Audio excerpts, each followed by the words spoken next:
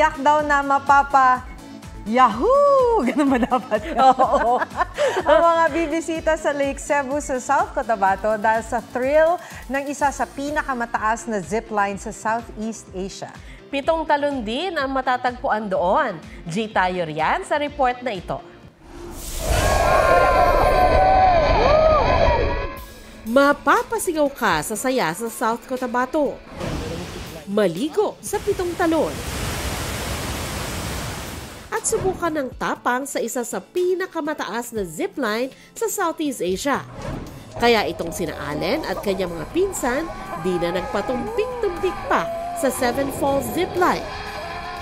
Mula sa taas, tanawang bird's eye view ng 7 waterfalls ng Lake Cebu. After pataasin ng adrenaline, pwedeng magtampisaw sa malamig na tubig ng mga talon.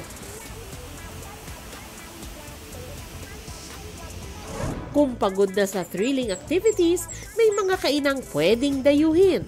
Malapit yan sa lawa kaya sariwang isda ang ihahain sa inyo. Chillax vibe pa ang nakaka-relax na lake view. Huwag magpahuli sa mga balitang dapat ninyong malaman. Mag-subscribe sa GMA Integrated News sa YouTube. Sa mga kapuso abroad, subaybayan nyo kami sa GMA Pinoy TV at sa www.gmanews.tv.